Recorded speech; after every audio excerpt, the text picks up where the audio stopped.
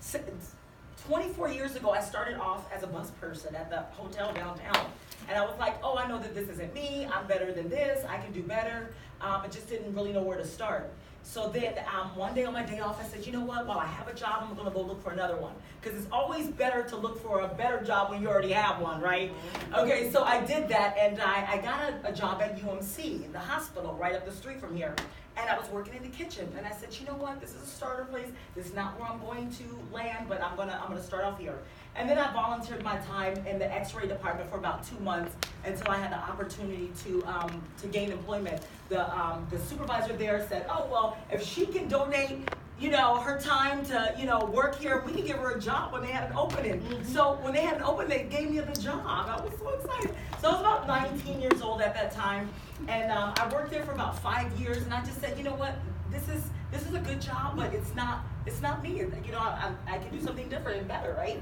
So what I did was, a friend of mine told me that the police department was hiring, and I'm like, well, I don't really like the police too much, but I'm gonna work for them. and I say that because I didn't have a knowledge like I do today about it. We need law enforcement guys, okay, just bottom line. So, but as I started working for the police department, and they gave me an opportunity, I started off as an entry-level position, okay, a clerical, LEST, but it was paying more than what I was making. And then it was gonna allow me to develop more job skills. And then at the police department, they have a whole bunch of training classes and different things that I could take to make myself even better.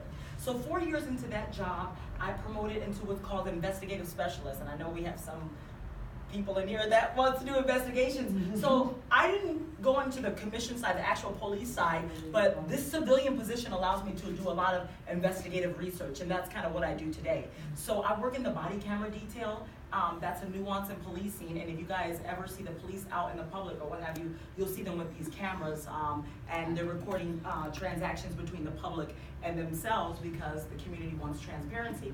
So I help maintain those systems, as well as do a lot of assisting with the officers and teaching how to use it and what the usage is for the detectives, okay?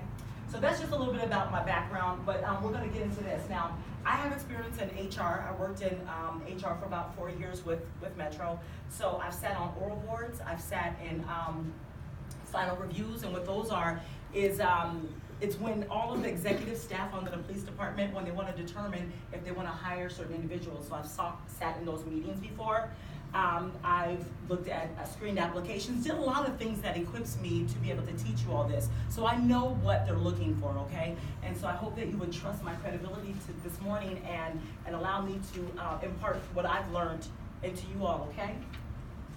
Okay, so we'll get started. Want me to turn off the light? You ready? Yeah. Is that gonna be okay for everybody? Okay, yeah, okay.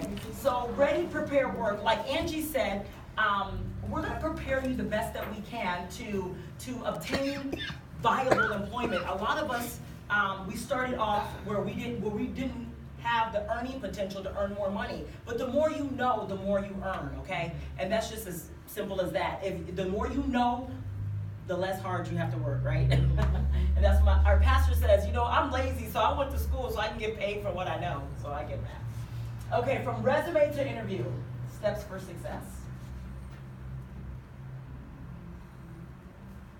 Okay.